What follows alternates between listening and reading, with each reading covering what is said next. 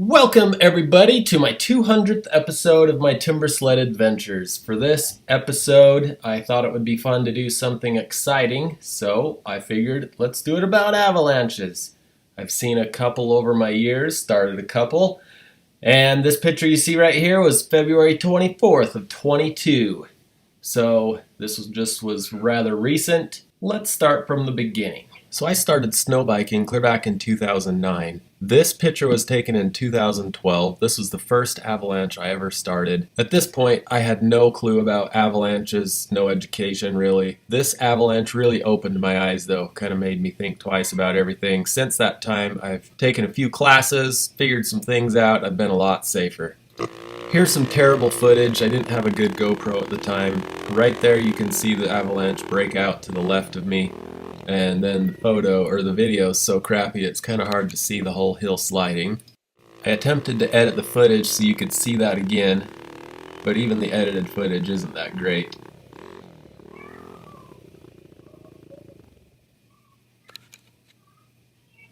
You can kind of see it filling out on the other side of those aspen trees right there.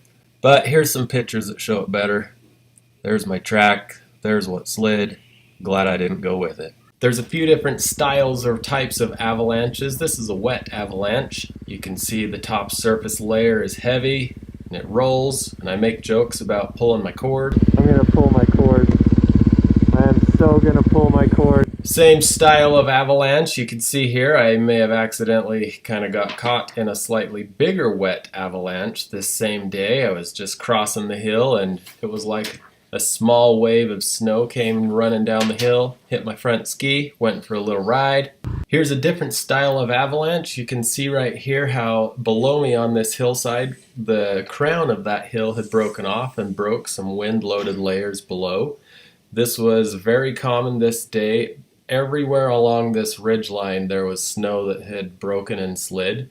So as I was traversing along this ridge line right through here, I was being careful, I was checking out the terrain. I came up right here and I noticed all of this area right here had recently slid, but right about here you don't see any more of that rough snow, so you know this hasn't slid yet. I knew it was bad, so I started to turn off the hill and you saw what happened. It cracked out and went down the slope. This was a pretty decent sized avalanche. It was big enough to bury somebody for sure. It was also powerful enough to knock down a couple trees in the bottom. This is definitely one you do not want to get caught in. And as a side note, both of the footage previously taken was on my mom's, my sister's, and my son's birthdays. You don't want to die on a family member's birthday. So fast forward to just a couple weeks ago when my buddies and I were up American Fork Canyon. We've had a really cruddy snow layer. We haven't had new snow for about 2 months. We finally got a tiny little skiff. This is a hill that is a perfect example of just a wind-blown layer on top of surface hoar. If you don't know what surface hoar is, let's look at it. Look at all of these whores! Whores everywhere!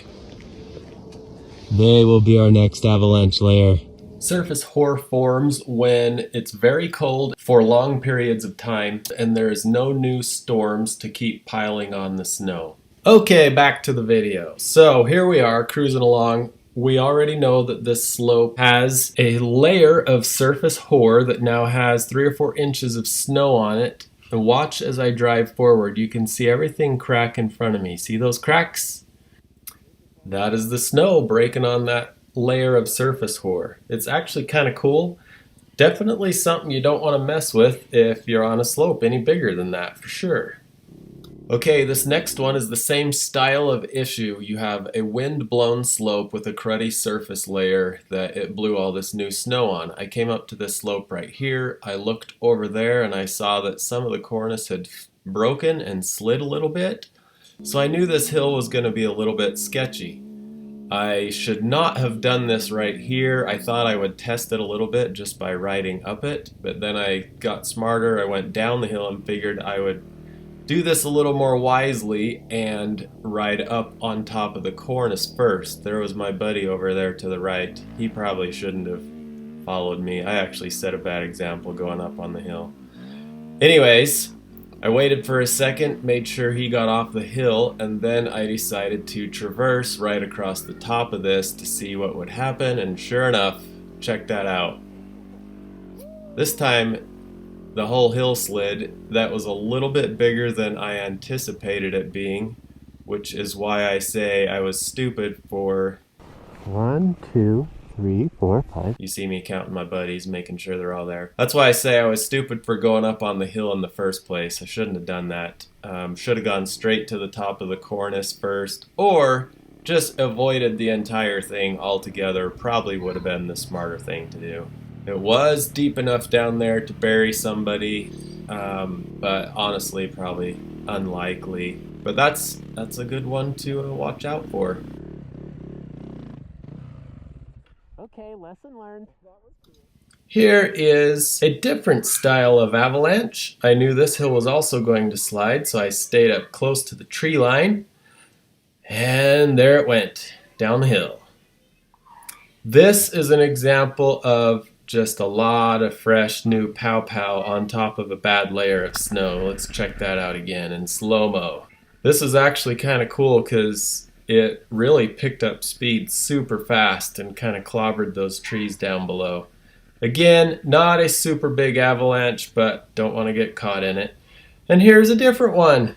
Right in the canyon I commute in every single day to work. This avalanche was a big one, great big wet one. It actually covered the road and made it so I couldn't commute to work for a couple days. Anyways, exciting stuff. Avalanches. Gotta watch out for them. They're dangerous. Get educated.